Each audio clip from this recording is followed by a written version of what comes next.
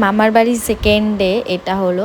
তো দুপুরবেলা লাঞ্চ আমরা করছিলাম সবাই মিলে। তারপরের দিন আমার কাজে যাওয়ার কথা ছিল, যেহেতু আমাকে সবাই মিলে আটকে দিয়েছে, কাজে যেতে দেয়নি। তো সন্ধ্যাও হয়ে গেছিলো, দাদাকে নিয়ে বললাম চল আমাকে একটু মেলায় নিয়ে যাবি, যেহেতু মেলাটা দেখতে এসছি।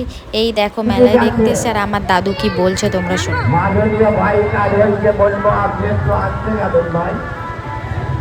ভাই নিয়ে যিনি যাচ্ছেন একটু আসতে যাবেন।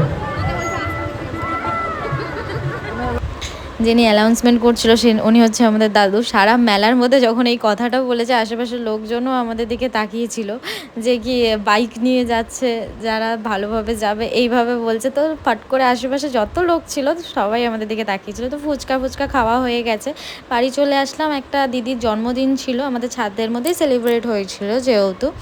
তো ওখান থেকে ফের সকালবেলা আমরা বাড়ি ফেরার আগে আমরা আশেপাশে গ্রামটাকে মা যেহেতু আসেনি, আশেপাশে মাকে নিয়ে গেছি মাঠের দিকে বেড়ানোর জন্য। আর আমিও অনেক দিন বাদে এসেছি। চারিদিকে গ্রিন গ্রিন, মানে চারিদিকে ভর্তি। আর ওইদিকে হচ্ছে আমার বোনরা আমাকে বলছিল যে দিদি তুমি তো ছোটোবেলায় কেমন করতে, এই গাছটা থেকে তোমার মনে পড়ছে, তুমি আবার ওরম করো না। তো আমিও শুরু করে দিয়েছি, তাদেরকে দেখি যে দেখ দেখ আমি এরকম করতাম, দেখ দেখ। এত বড় হয়ে গেছি তো তাও মানে ছোটোবেলার কথাগুলো মনে পড়ে যায়। গ্রামে যখনই যেতাম আমি খুব দুষ্টুমি করতাম।